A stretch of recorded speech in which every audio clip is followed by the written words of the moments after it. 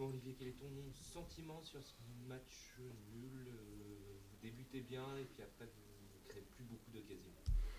Non, c'est dans l'utilisation du ballon qu'on a été très très moyen ce soir.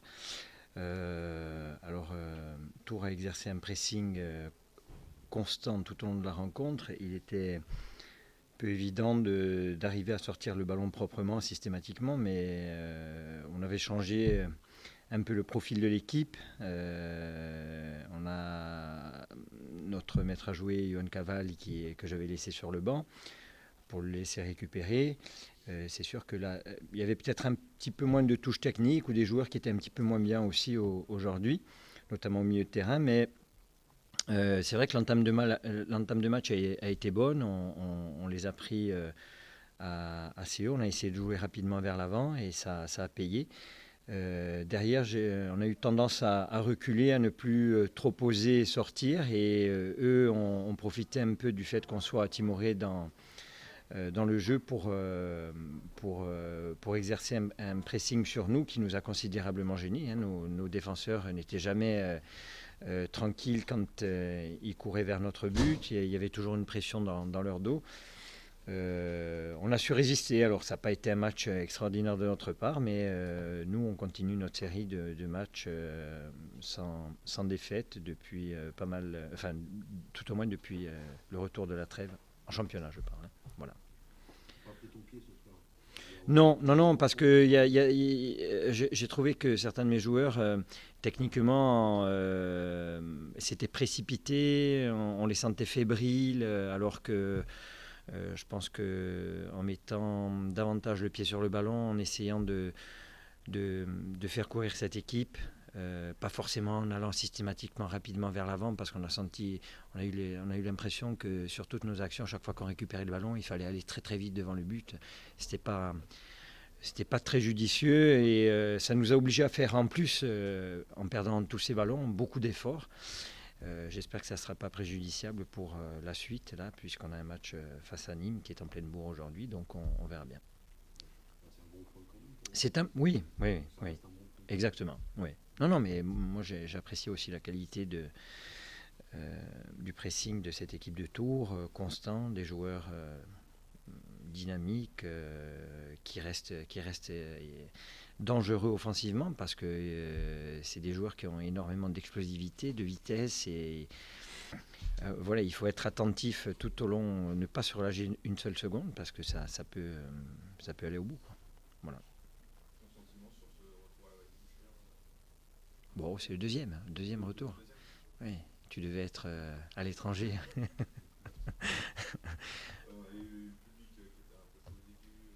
Ouais, mais c'est pas gênant. C'est une partie du public. Voilà. Donc ça me pose pas de problème. Je sais ce que j'ai vécu ici. J'y étais très bien. Et bon, après l'aventure s'est terminée pour des raisons qu'on n'évoquera pas. Mais quoi qu'il en soit, je garde un très bon souvenir de Tours et je reviendrai à chaque fois très, très volontiers. Voilà. C'est bon?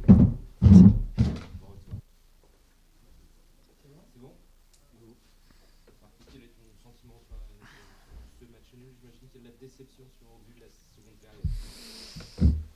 Non, dans le sens que, comme je dis l'équipe, des fois, voilà, on n'arrive pas à faire un match plein et donc il faut être satisfait d'avoir récupéré un match qui s'est compliqué tout de suite après 5 minutes. Sur le seul, je pense, frappe dans la cage du match. Et donc, non, je suis satisfait dans le sens que l'équipe a récupéré les matchs, il a fait un très bon deuxième mi-temps. Euh, et il a mis sur le terrain les choses que voilà, j'avais dit de faire à la mi-temps. Dommage parce que j'ai eu tout de suite d'entrée l'impression qu'il y avait quelque chose de pas bien dans l'air. Et je ne sais pas pour quelle raison, mais je ne sentais pas l'équipe vraiment dedans. On a joué un rythme un peu trop bas en premier temps, pas beaucoup de mouvement, pas beaucoup de disponibilité. Et donc, on est entré dans le jeu d'Ajaccio, qui a bien préparé les matchs. il s'est mis derrière et donc il essayait de répartir qu'en contre-attaque. Deuxième mi-temps, on a enlevé beaucoup plus le rythme. On a surtout, chose qu'on n'a pas fait en premier temps, fait moins d'erreurs au niveau des techniques, parce qu'en premier temps, on a fait quand même beaucoup d'erreurs techniques, que ça ne permettait pas trop l'équipe à manœuvrer bien. Et donc voilà, la qualité de deuxième mi-temps, c'était beaucoup mieux. C'est pas le meilleur match qu'on a fait depuis le début de la saison, c'est sûr. Mais c'est un match où on n'a pas voulu perdre, on a arraché le nul. Je pense qu'on a mérité ce nul-là. Et donc voilà. Ça vous a agacé, ce manque de qualité technique? Non, mais ça arrive. Je veux dire, moi, je vais vous dire une chose. J'étais un peu agacé, ça m'a un peu embêté les siffles que j'ai entendus au premier temps. Et notamment aussi, moi, je préfère toujours être franche avec les relations que j'ai même avec les supporters. Ça m'a agacé aussi la banderole qu'ils ont créée par rapport aux ambitions, apparemment. Et je vais répondre par rapport à le travail qu'ils font mes joueurs tous les jours. Mes joueurs, ils ont des ambitions, ça c'est sûr. Donc, entre ça et entre quelques siffles, ça m'a un peu agacé parce que je ne pense pas que dans ce stade-là, il a toujours joué le Real Madrid. Et donc, il faut accepter des fois qu'on peut être en difficulté, que les garçons ils peuvent être en difficulté. Et plutôt que siffler, je pense que qu'est-ce qu'ils ont fait après en deuxième mi-temps avec les encouragements, c'est sûr que le public est devenu le deuxième joueur sur le terrain. Donc, je n'ai pas pressé. Franchement, je n'ai pas pressé les siffles à mes garçons. Parce qu'ils ne méritent pas. Et parce que s'ils ont démarré un peu de difficulté, ce n'est pas comme ça qu'on montre d'être derrière. Mieux, même comme nous, les supporters du deuxième mi-temps, parce qu'ils ont poussé. Alors, on peut donner la réponse en disant oui, mais l'équipe elle a montré des meilleures choses du deuxième mi-temps. Moi, j'ai dit c'est trop facile. Dans la difficulté et dans les bonnes choses, il faut être toujours avec l'équipe. C'était pas beau au premier mi-temps. Ça, bien sûr que je le reconnais, mais on ne demande pas les fleurs ou autre chose en plus de ce qu'on a si on fait des super matchs, on fait notre boulot. Je pense que les rapports entre les supporters qui voient les matchs et l'équipe et les joueurs, il doit être un rapport où, dans les biens et les mal, il faut quand même le soutenir. Après les matchs, la première cible, si ça se passe mal, c'est le coach. Et après les joueurs, mais après les matchs. Pendant les matchs, dès qu'il siffle l'arbitre jusqu'à la fin, moi je demande à mes joueurs de tout donner, même la difficulté. C'est la chose que j'aimerais aussi que tout le monde ici, quand il vient au stade, le fait. Je tiens à m'excuser, même si j'ai déjà fait sur le terrain avec M. Olivier Pantaloni, parce que j'ai eu une discussion, mais c'est une discussion qu'il est arrivé suite à une faute d'un joueur à lui sur le Loguazzi sans ballon. Mais mes excuses, c'est parce que voilà, je me suis adressé à lui sans politesse, et c'est pas ma façon, et j'étais un peu nerveux. Et donc, je tenais à m'excuser avec Pantaloni parce que c'est pas un bon exemple que j'ai donné sur ces 30 secondes. Voilà.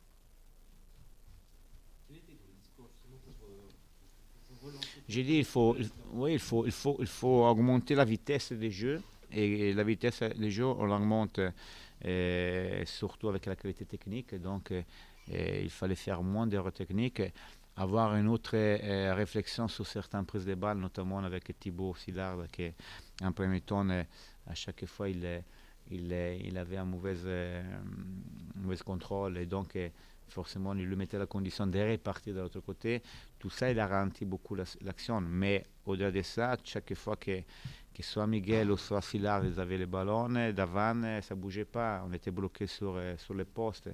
Donc, j'ai demandé aussi de jouer plus dans les lignes, mais en cherchant les ballons avec du mouvement, chose qu'il a beaucoup mieux fait deuxième mi-temps Kawi et aussi Belkebla. J'ai demandé plus de profondité à les attaquants, qu'ils ont donné plus de profondité. Il y a une équipe qui a agi comme il fallait faire, avec plus de qualité technique, avec plus d'intensité, sûrement avec moins d'ordre à niveau tactique, parce que malheureusement, quand tu prends un but après 5 minutes, tu as envie tout de suite de récupérer et tu perds un peu d'équilibre à niveau tactique. Mais forcément, il fallait concéder quelque chose. Mais au-delà de ça, j'ai pas de souvenir des frappes de la cage de ping, des Bing. Donc, ça reste quand même quelque chose d'important. Ça.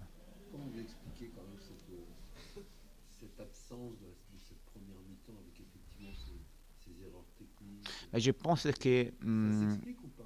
ça s'explique dans le sens que déjà l'effet de prendre un but après 5 minutes, ça peut créer des problématiques psychologiques. Donc tu perds un peu de confiance, tu tombes un peu dans la panique. Je reviens, tu entends le public qui commence à siffler.